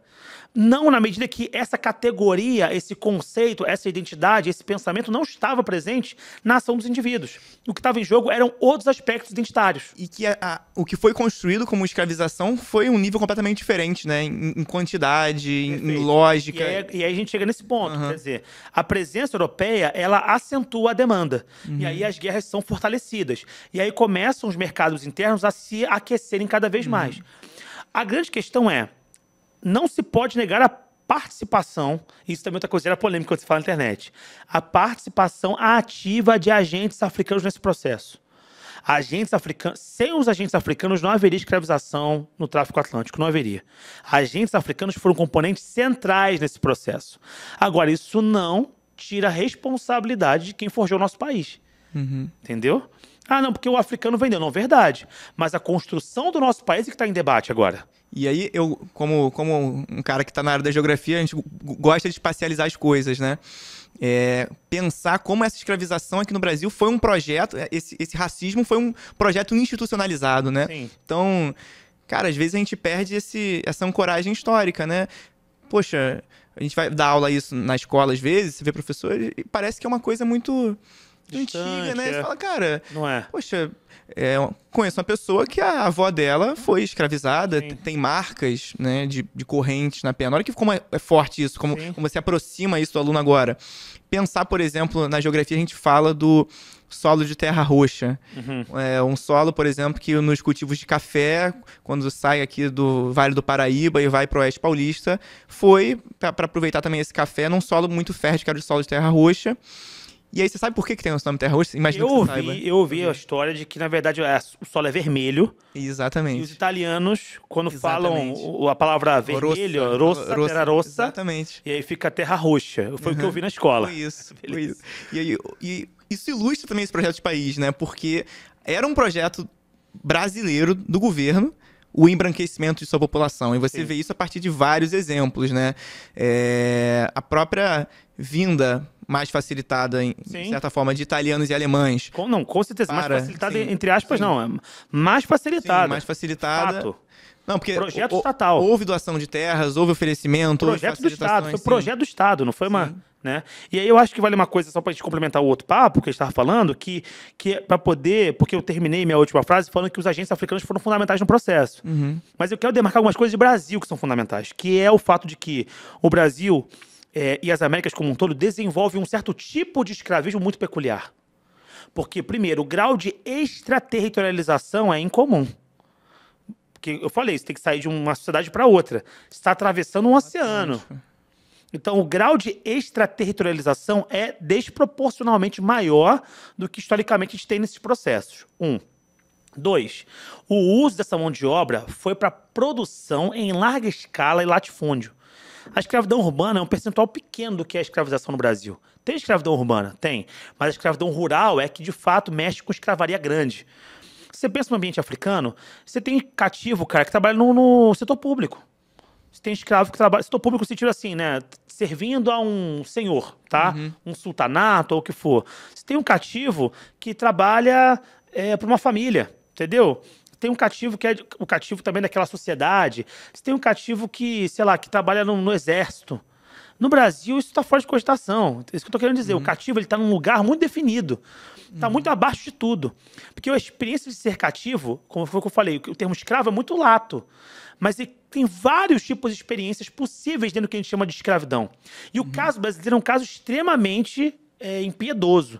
Então esse é um ponto fundamental. E mais, no Brasil, a escravização gerou um sentimento frente à negritude que é muito particular. E é por isso que a gente debate questões raciais no país. Porque senão a gente fala assim, mas os africanos venderam. Tudo bem, mas o impacto para nós, está discutindo o nosso impacto, não de quem vendeu. O impacto aqui. O impacto aqui formativo é de um abismo social a partir de uma dimensão étnico-racial. Então a gente está discutindo a nossa casa. Na nossa casa, qual foi o impacto? É isso, tá? Então, como nós, como sociedade, vamos lidar com isso e como o Estado brasileiro vai administrar essa questão? Como isso gera diferenças até hoje, óbvio, que todo mundo sabe, de renda, de materialidade, de acesso, de permanência. Perfeito. E como isso gerou essas questões espaciais que são interessantes, né? Como a presença, os italianos viram para cá no projeto de embranquecimento, e aí viram solo vermelho, que falavam é rosso, e aí, cara, isso virou solo de terra roxa, que a Embrapa chamava, né? Sim. Que era chamado. Mas eu queria continuar falando desse projeto de embranquecimento, porque do que eu já li, aí você me corrija, né?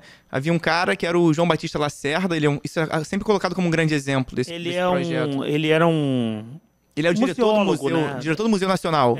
E também tinha outras formações, né? Ele era antropólogo, sociógrafo, historiador. Ele estava no campo das humanas ali. Mas ele representou, eu lembro que ele representou o Brasil num congresso internacional de raças em Londres em 1911. Perfeito. Então ele foi para lá em 1911. E o que era esse congresso internacional de raças, cara? Cara, na verdade havia todo esse debate racial naquele período ainda, né? Para onde que ia caminhar essas questões todas. E o Brasil, na verdade, foi para se posicionar enquanto país dentro desse debate. E o Brasil levou uma argumentação, né? Um documento e uma argumentação, além do quadro mesmo, né? Que é o Redenção de Kant, que pode até botar na tela aí, que é um argumento de que o Brasil está se embranquecendo. E que maravilha. Em 100 anos o Brasil vai ser um país branco. Era a missão do governo. Em 100 anos o Brasil vai se embranquecer. Vai se embranquecer, é um projeto. Seria 2011. 2011. E o Brasil será um país branco e, consequentemente, civilizado. Esse é o argumento. E aí, o que ele está dizendo? Isso tem documentado. Inclusive, tem até um e-book sobre isso. Documentado. Ele fala o seguinte, olha, os brancos têm um elemento da cultura, das artes bem desenvolvido. O negro tem a força. Olha o estigma aí, o lugar. Não, o negro é força. O negro é bruto. E isso está presente até na nossa análise hoje em dia. Não, o futebol africano é muito forte. Ninguém fala de técnica. Os caras são técnicos, não. Sim. Os caras são, não. Os times são muito fortes. É sempre essa linguagem. Aí entra essa questão do conceito de eugenia, né? O conceito de melhoramento racial. Como é que você consegue conduzir isso para um lugar melhor, né? Seria um cientificismo racista, né? A partir de, digamos assim. E aí você tem o negro é a força. Ele fala, e o mestiço? O mestiço já começa a dar um ar da graça das capacidades intelectuais do branco. Ele já consegue ser um pouco mais artífice. Olha que coisa curiosa. A análise já é muito enviesada, porque boa parte da produção do Brasil, e isso é uma coisa que eu quero destacar aqui, que é muito importante. O negro não era só um braço. É importante falar isso, é óbvio, mas não é. Porque pouca gente fala isso. Os negros trazem um elemento intelectual para o Brasil também. Sim. Na hora de comprar, teve até uma BBB negra, que anos atrás falou isso no Big Brother, ela foi escorraçada, mas ela não está errada. Ela se expressou mal, talvez, ela não escolheu bem as palavras. Mas o conceito dela não está errado. Quando ela falou assim, olha, eles foram para lá porque eles queriam os melhores. Eles foram comprar os melhores. E ela não está errada, porque os caras compravam, nós queremos fazer aqui extração de minério. Eles sabiam quem extraía minério na África. Eles foram gente que já era experiente. Tá entendendo? Quando ela não usou bem as palavras, mas é esse o conceito que ela queria dizer. Que eu pude entender. Que, tipo assim, olha, não foi aleatória a escolha. É claro que tem um elemento do preconceito, mas dentro do elemento do preconceito tem a escolha. Um exemplo simples. Tem 2 negros, aí o cara abre, vê o dente, pula, porque tem mexe isso. o braço. Você sabe ler? Você sabe matemática? Ele fala outra língua. Como era visto como uma mercadoria, também, vai analisar isso. Então, assim, comprou uma mulher, mas Bizarro. ela sabe cozinhar? Não sabe. Então, entendeu? Então, assim, ele tá procurando sim, com especificação. É igual como uma geladeira. Pode parecer uma coisa de louco, mas eu quero que entenda isso, porque é isso naquela sociedade. Ah, ela tem frost free. Ah, não sei o quê. Tem quantas portas? A água sai gelada na porta, não sei o quê. Tarará. Pô, e onde é que fica o legume? Em cima ou embaixo? Ah, e o refrigerante? Ah, pô, tem porta-copo, tem não sei o quê, cabe ovo. É a mesma coisa. É a mesma coisa, o cara avalia, ó, levanta, é forte, não sei o que, carrega, já tem conhecimento de metalurgia, sabe isso, sabe aquilo. Então, quando ele compra, a gente tem essa imagem assim, que eu gosto de fazer essas imagens toscas para os alunos entenderem, pitorescas. Chega o Felisberto, assim nominado, africano, né? Felisberto, obviamente foi um batismo que fizeram aqui, e aí tá o Pedro. Não tá o Pedro não, que fica ruim, né? Tá o João, tá o Manuel, pronto, tá o Manuel. O Manuel vira e fala assim, ó, Felisberto, fique tranquilo. Vou te ensinar tudo que você precisa saber para poder plantar aqui o café. Ou para levantar essa casa grande. Você acha que quem que trouxe esse conhecimento, cara? Sim. Eles que vão trazer isso. Esse conhecimento tá neles também. Eles sabiam plantar, sabiam levantar casa, sabiam fazer as coisas. O indivíduo, ele não vem com uma tábula rasa. Parece que o africano chegou, resetaram ele. Eu gosto de fazer o ridículo, porque o ridículo ajuda a ensinar. Faz a gente desconstruir certas coisas, O cara, resetado, Felisberto, agora eu vou te ensinar a plantar. Você faz um buraquinho no chão assim, ó, semente. A gente quer imbecilizar o cara. Quem ensinou foi o africano. O africano que veio e falou assim, ó, deixa eu te falar. É melhor fazer assim, assim, assado, parará. O cara tinha esse domínio. Então o Brasil não foi só construído fisicamente por africanos. Ele também foi intelectualmente, mas a inteligência, né, que é a elite intelectual, né, esse termo inteligência tem a ver com isso, né? A elite intelectual brasileira viu o negro como o quê? Como força. Deixou de ver essas outras nuances. E a gente precisa romper esse paradigma e falar assim, não. O processo de produção intelectual brasileira passa por esses indivíduos. Tem muita sabedoria e muito conhecimento aí. E como isso às vezes fica no nosso inconsciente, né? Eu já vi até Poxa, o nome do professor de educação física que fez uma live com você? Educação física que fez live? O Sapo? O Sapo. O Sapo, ele falou uma vez de um estudo que foi feito, né? Que acho que os comentaristas esportivos viam lá o jogo de seleções africanas e aí sempre evocam. Bizarro. Cara, esse estudo é sensacional, cara. Fala um pouquinho desse estudo aí pra galera. Basicamente, eles sempre evocam o sentido da força. E aí parece que eles fizeram também uns testes depois, que eles tiravam as coisas dos indivíduos e faziam bonecos de pauzinho, né? Pra poder ver se eles afirmavam o quê daqueles bonecos. Se era habilidoso, se não era, não sei o que. Então o comentarista via o jogador negro e ressaltava, pô, ele é bom porque ele é forte. Depois colocava as mesmas movimentações dos jogadores. Era habilidoso. Aí era habilidoso, mudava. Caraca, isso diz muita coisa, cara. Diz muita coisa, porque diz a forma como a gente vê sem saber que vê. A gente é informado sobre os processos, porque a gente inconscientemente introjetou, mas a gente não deu conta que introjetou. Por isso que a gente tem que desnaturalizar o processo e pensá-lo. E aí o João Batista de Lacerda, voltando ao ponto, ele vai trabalhar isso. Ele vai falar assim, olha, e o Brasil tá embranquecendo. E esse quadro é a representação disso, porque na ponta, né?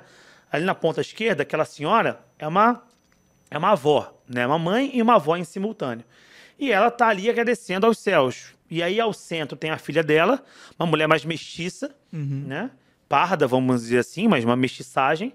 E no lado dela tá o marido dela, que é um homem branco. E desse casamento, desse homem branco com essa mulher mestiça, nasce uma criança branquinha. Então, quer dizer, a família embranqueceu. E é por esse motivo que ela agradece a Deus. Porque ela vê a família embranquecer. Né? E aí, note que ela tá pisando no barro, ela tá mais próxima do mundo natural. Ele tá pisando aqui na pedra, ele tá mais de um mundo civilizado. Próximo a ela tem uma planta, mais do mundo natural. E próximo a ele tem tecidos, é mais o mundo industrial.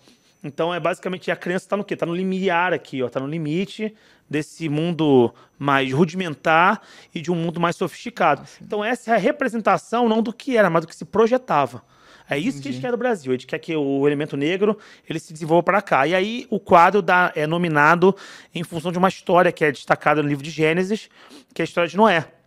O nome Redenção de Cã vem disso, porque Cã é, segundo a literatura bíblica, um dos filhos de Noé. Noé, naquela situação de dilúvio, né? Prepara a arca, aí entra ele, os 3 filhos e as esposas respectivas dos 4. Então, 8 pessoas, fora os animais, sobe a água, desce a água, eles saem, né? Então, os homens são nominados na história. Noé, Sem, Cã e Jafé. São os 3 filhos. Entendi. E aí, Cã, ele teria... Noé planta uma vinha, bebe o vinho e fica bêbado. E aí, Cã vê a nudez do pai dele. E meio que caçoa, conta pros irmãos o que ele viu. Tem discussões interpretativas sobre o que é ver a nudez, tá? Porque na Bíblia ver a nudez pode significar muita coisa. Ver a nudez pode significar intercurso sexual também. Então, assim, ver a nudez do seu pai pode ser dormir com a sua mãe. Ver a nudez do seu pai pode ser penetrar no seu pai. Entendeu? E ver a nudez pode ser só ver a nudez. E aí tem discussões teológicas sobre isso, não acho que é o nosso cerne aqui, mas discussões teológicas sobre isso. Mas vamos na tradição mais comum, tá? Ele teria visto o pai dele nu e ele foi contar pros irmãos, Sem e Jafé. Inclusive, tem um quadro sobre isso também, da embriaguez de Noé. Não lembro o nome do autor, mas assim, entre o século XIX e início do XX, tem um quadro que, se encontrar aí, é Sem e Jafé indo de costas para cobrir o pai. Que Cã vai contar e Sem e Jafé, para poder proteger a integridade do pai, entram de costas com tecido e cobrem o pai, para o pai não ser visto nu. Entendi. E aí, quando Noé acorda, ele, enfurecido por isso, ele decide amaldiçoar ao filho de Cã. Não é nem Cã que é amaldiçoado, é o filho de Cã, Canaã. É por isso que muita gente fala que, na verdade, o pecado de Cã foi dormir com a mãe. A mãe não, né? Com a esposa do pai, não necessariamente a mãe, com a esposa do pai, porque daí teria nascido esse menino Canaã, entendeu? Entendi, e aí, tipo, eu não assim, sabia. é a descendência de Cã, não é minha descendência. Entendi. Bom, mas o texto não deixa claro nada disso. Não deixa claro porque Canaã foi amaldiçoado. Canaã viu com o pai, ou Canaã tinha os mesmos jeitos maldosos, ou piadistas, ou sádicos do pai. No texto não diz, só diz que Noé era pai de Cã, e esse era pai de Canaã. E Noé amaldiçoa Canaã.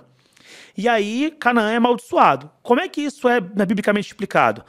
Cã tem 4 filhos, né? Canaã, Put, Cush e Misraim. Put representa na literatura bíblica, na Tableta das Nações, representa a Líbia, mais ou menos ali, norte da África, né? Cush, os Cushitas, reino de Cush, que é o reino da Núbia, né, mais ao sul do Egito. E Misraim, esse termo, terminado em in, é um termo coletivo, talvez não seja nem nome próprio. É como se fosse os egípcios, ou pai dos egípcios. Então, os 3 filhos que eu citei de Cã são africanos, na literatura bíblica. E Canaã vai para a terra dos cananeus, é o Oriente Médio. É o único que não é africano. Olha que coisa curiosa. Ou que não vai ser ascendente dos africanos, vamos dizer assim, dentro da perspectiva bíblica. Então, Canaã é o único que é do Oriente Médio. É único. E como é que você faz o desfecho disso na Bíblia? Olha só, a Bíblia explica isso. A maldição é sobre Canaã. Com quem que os judeus vão brigar pela terra prometida?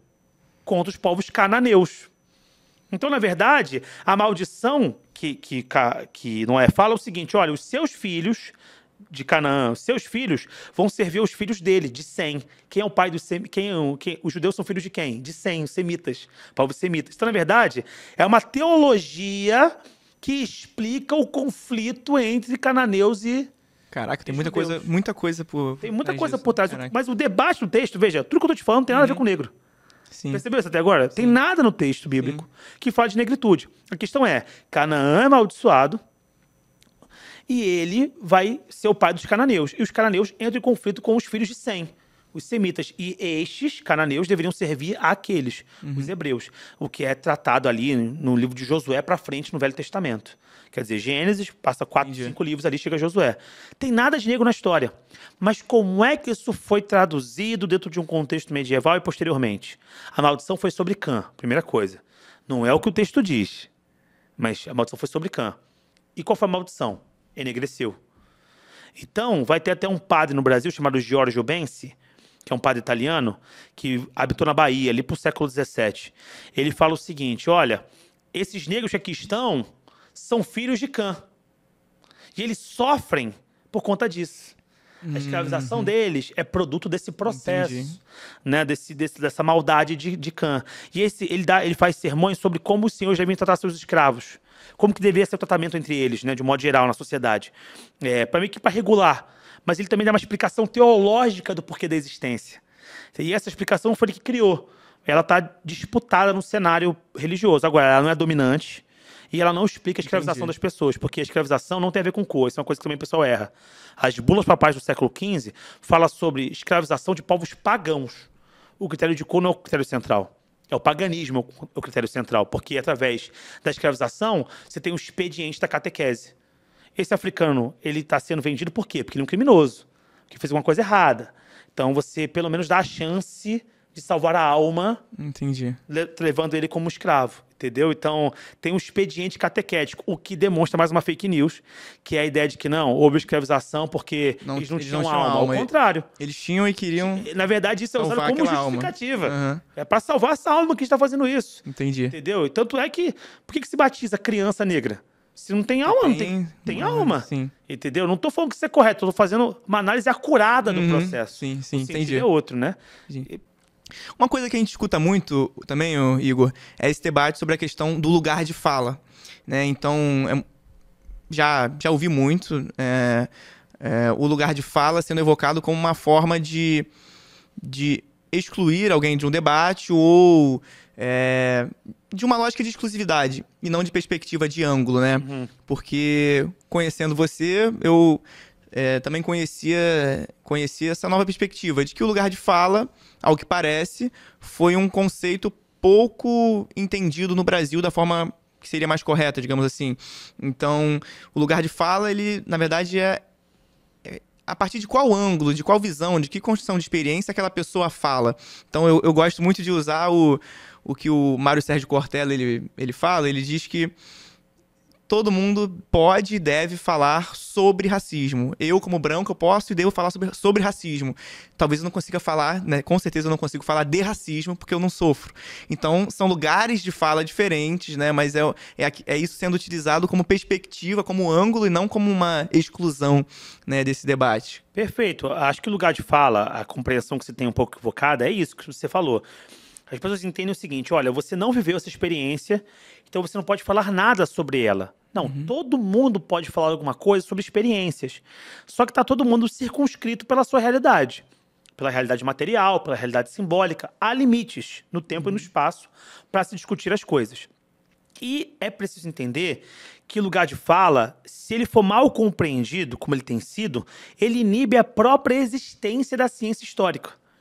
Porque se você pensar bem, se só pudesse se falar sobre algo aqueles que têm similitude com os agentes históricos ou proximidade com eles, do que eu poderia falar? Você não viveu, né? Eu não vivia, né? Não vivi. Pô, eu sou um cara negro. Tá, mas eu sou um cara negro do século XXI, do Rio de Janeiro, livre, escolarizado. O que eu tenho a ver com um cara negro que era africano, do Camarões, que trabalhava numa fazenda cafeicultora no interior do Rio de Janeiro, foi trazido aqui à força com 12 anos de idade, entendeu? Se a gente levasse essa visão do lugar de fala e de exclusividade nesse nível, você não poderia, né? Até porque ninguém tá 100% vinculado a ninguém. Porque eu sempre uso esse termo e eu acho que ele explica muita coisa. Você não é um monólito, você é um mosaico.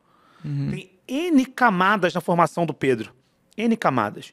Você é professor, mas também, infelizmente, você é vascaíno. Não é isso? Ah, controvérsia. Esse mês, sim. Essa semana, sim, que a gente tá de luto. Isso. Tá bravo. Você é vascaíno, certo? A identidade, eu sempre falo esse exemplo, é o que aproxima diferentes e distancia iguais. Discussão sobre educação, remuneração, não sei o quê. Eu e Pedro estamos juntos. A gente vai pro ato, ou então lê as coisas e comunica e tudo mais. Flamengo e Vasco. Maracanã, a gente tá em lados opostos. A gente não quer se ver. Mas não somos ambos professores? Mas essa identidade nesse contexto não tem a mesma performatividade. Em outras palavras, ela não é tão importante naquele cenário. Em outros cenários, ela é. O fato de ser vascaíno faz pouca diferença na hora de discutir uma questão educacional. Mas faz muita diferença num domingo de tarde, às 4 horas, num jogo do Campeonato Brasileiro. Perfeito. Entendeu? Então, como a gente tem essa diversidade, nós somos complexos, nós somos mosaicos identitários, a gente precisa entender que o lugar de fala do outro nunca vai ser exatamente igual ao meu. Se fosse, portanto, para ser igual, para poder falar sobre, ninguém poderia falar no limite da vida de rigorosamente ninguém. Porque eu não sou idêntico a ninguém, porque as circunstâncias da minha existência são muito próprias. Não teria essa autoridade para isso. Então, como é que você faz ciência? E aí, vamos dar um exemplo disso. Vou dar aula. Se eu tivesse que dar aula de holocausto, eu tenho que chamar um professor judeu Para dar aula de povos nativos, tem que ser um professor indígena. Para dar aula de escravidão, professor negro. Direitos da mulher, uma mulher. Então, tem que se perguntar, é universalizável isso? Não, então a proposta é ruim. Até porque senão, se fosse assim, talvez seria... E até acontece de ser, mas eu seria inutilizado como... Eu não poderia falar de questão da escravidão...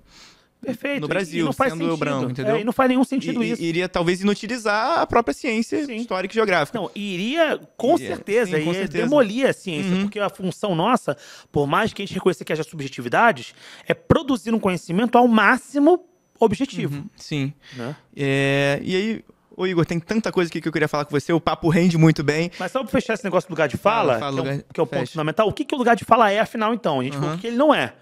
Ele não é isso. O que ele é, então? É o reconhecimento que eu e você estamos num certo lugar da sociedade. E esse lugar tem limitações e ele nos permite ver as coisas sob certos ângulos de observação. Então, quando eu falo alguma coisa, eu não falo de um lugar neutro, eu não falo de um não lugar. Eu não estou num vácuo sócio-histórico, eu estou alocado num certo contexto. E aí o exemplo que eu dou para a história, que facilita as coisas, estou fazendo uma pesquisa histórica. E eu quero entender como os trabalhadores de um certo ramo se sentem diante de um certo cenário.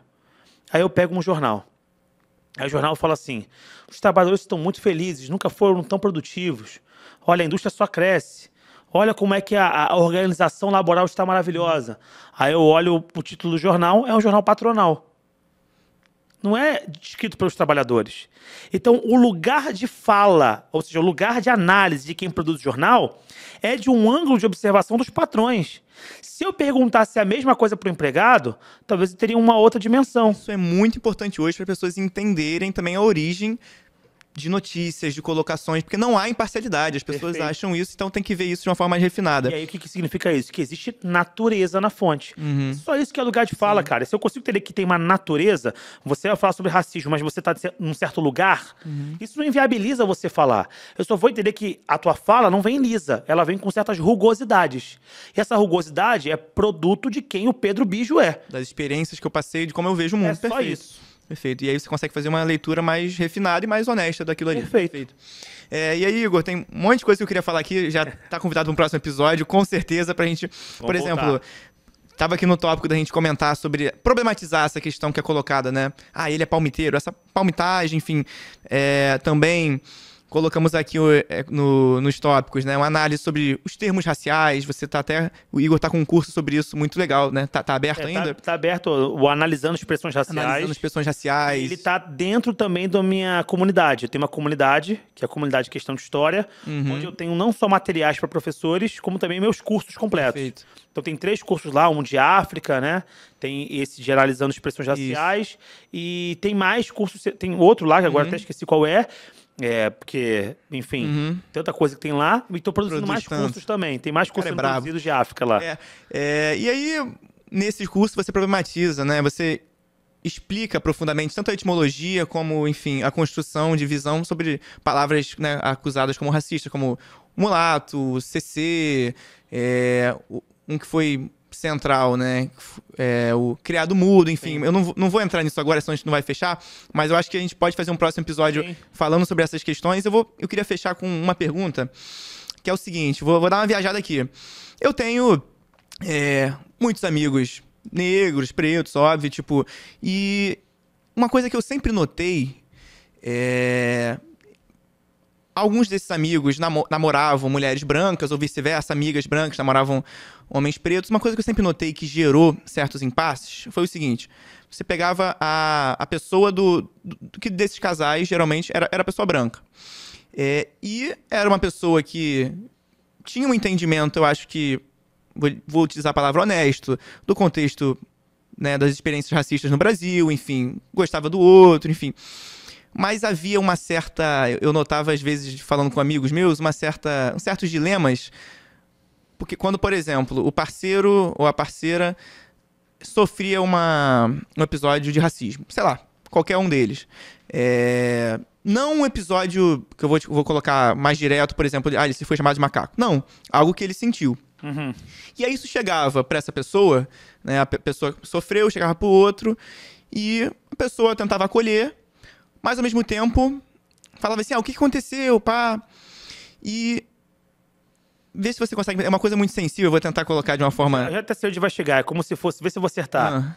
Tipo assim, você tenta despressurizar de falar assim, poxa, foi exatamente nesse caminho, foi nesse lugar, foi dessa maneira. Exato, mas por que eu falo isso? Assim, eu já ouvi de alguns amigos o seguinte, cara, eu sofri uma coisa, sei lá, alguém não deixou eu entrar no elevador, alguém pisou no meu pé. Atribui. E aí eu escutei a seguinte palavra, a seguinte frase, se eu tenho dúvida se foi racismo, qualquer dúvida, eu atribuo que foi em 100% das vezes. E aí, gostando dessa pessoa, gostando das pessoas, enfim, e como eram esses casos, a pessoa se perguntava assim, cara, pô, mas eu me importo tanto com essa pessoa já sofre, óbvio, não tô negando isso, sofre o racismo em diversos momentos, poxa, eu fico preocupado, será que ela vai sofrer até num caso que talvez não tenha sido, ou seja, será que é prudente racializar tudo e qualquer coisa? E aí é uma questão muito sensível que eu queria chegar, que é a seguinte, se a pessoa faz isso, se a pessoa problematiza isso, muitas vezes, pela dor que o outro sente, que o negro sente, ele fala, caraca, ela tá negando o que eu sinto, ela tá duvidando do racismo que eu sofri. E aí é um dilema, como é que você resolve isso, entendeu? Porque ao mesmo tempo, nem tudo é, ao mesmo tempo você... E onde eu quero chegar pra te passar finalmente? Eu acho que é um outro lado cruel do racismo aqui no Brasil e no mundo. Porque o negro, ele vai sofrer. E aí, cara, ele tem até essa dúvida em algum momento. Pô, se alguém pisar no meu pé, eu não vou supor que talvez seja racismo. Mas uma pessoa negra que sofre isso, ou qualquer outra coisa, fala, caraca, será que foi? Essa própria dúvida é outro lado cruel desse racismo, né? É porque é um processo meio que quase pós-traumático. Então, assim, gera uma hipersensibilização. Hipersensibilização. E aí o que acontece? O indivíduo acaba atribuindo até a coisas que não teriam esse viés, esse significado, e antecipadores. Que ele pode vir a sentir, porque ele já está tão recoberto de uma certa dor, um certo medo, e até um certo ressentimento em alguns casos, que isso acaba ficando uma tônica. Eu entendo perfeitamente o que você está dizendo, porque é uma coisa que a gente percebe que às vezes acontece. Porque, veja, se por um lado negar o racismo no Brasil é tolice, afirmar que todos os reveses que acontecem com a pessoa negra são produto do racismo é extrapolação. Entendeu? Tem que tomar cuidado com isso, porque senão fica uma coisa do tipo, fulano me demitiu porque eu sou negro. Pô, meu irmão, você só chegava atrasado. Às vezes falta um pouco de senso, de tato, para avaliar onde também o racismo opera. Veja, pode ser que o racismo opere, em que exemplo? 2 pessoas sempre chegavam atrasadas. E aí só o negro foi demitido. Aí dá pra gente ter um elemento ali que é o fiel da balança. Você fala assim, poxa, curioso, né? Quando esta pessoa cometeu o equívoco que todos cometem, esta pessoa é penalizada. Os demais não. Agora, quando não é esse caso, tem que ser avaliado com mais critério. Porque, do contrário, tudo cai nesse lugar que facilita a avaliação. Né? Tudo vira isso. E mais do que isso. É tão delicado que como você vai contrariar isso, você já é colocado no lugar de racista às vezes. Porque para mim ainda é mais fácil, porque eu sou negro. Então eu posso colocar uma discussão, vamos avaliar, vamos pensar com calma, vamos ver se faz sentido, talvez faça. Mas vamos pensar, vamos racionalizar o processo e aí a gente avalia. Mas se você faz isso... Como eu falo de outro lugar de fala, eu chego e é uma coisa muito sensível, muito difícil, né? Se você faz, se uma outra pessoa branca faz... E aí, essas pessoas não faziam com o intuito... Não jogavam essa racionalização com o intuito de negar, mas com o intuito de preocupação. Caraca, eu não queria que a pessoa sofresse até com o que talvez não tenha sido. E é uma coisa muito complexa. Né? Aí, talvez não tenha uma solução única para isso. Não acho que tenha. Eu acho que tem um pouco de necessidade de terapia, um pouco de... Tem um monte de muita coisa, entendeu? E até um pouco de amadurecimento de como discute essas coisas. Porque, às vezes, cara... e eu falo isso por experiência de leitura mesmo, no início da faculdade. Houve um momento que eu comecei a perceber que o meu manuseio, não foi a leitura, foi o meu manuseio da leitura, em algum momento me causou um ressentimento. Foi rápido isso, porque eu percebi o problema. Uma coisa do tipo assim, eu comecei a ver o Pedro como um inimigo. A pessoa branca, entendeu? O texto não fez isso. Foi que eu, em algum momento, rapidamente, fiz essa apropriação. Causou estranhamento ali. Causou estranhamento. E eu percebi, opa, calma aí, isso aqui tá fora do que do que está sendo proposto, e eu tô atribuindo mais sentido. Por quê? Porque quando você descobre algumas coisas, meio que isso te toma, né? Essa coisa te toma, você toma um pouco de raiva. Você vira um pouco revolucionário em algum momento, assim, e tá tudo certo, só que até o limite como se ele dá isso, pode ser até antiterapêutico em alguns momentos, pode ser muito doloroso. E aí você antecipa e produz dores que às vezes não fazem sentido. E aí as dores que fazem sentido, então, você joga lá em cima e você vive sob uma dor constante. Solução para isso? Eu não tenho. Se eu tivesse, estava vendendo livro. Perfeito. Muito obrigado, professor. Vamos encerrando aqui o nosso papo. Muito obrigado pela presença. Queria encerrar te dando essa lembrancinha aqui. O papo fluiu tanto que eu nem ofereci antes. É uma canequinha do Portal da Biosfera com nossos conceitos aí da geografia para você tomar o seu café aí. Podemos fazer um próximo episódio também falando do que ficou faltando. Já está feito aqui o convite, está aberto. Tá certo, vambora. Tá? E muito obrigado a você que assistiu até aqui. Se puder, deixar as 5 estrelinhas no Spotify, compartilhar aqui o Papo de Geógrafo com seus amigos para a gente ganhar densidade nesse meio aqui das redes sociais. Vai ser muito bom e muito obrigado. Até a próxima.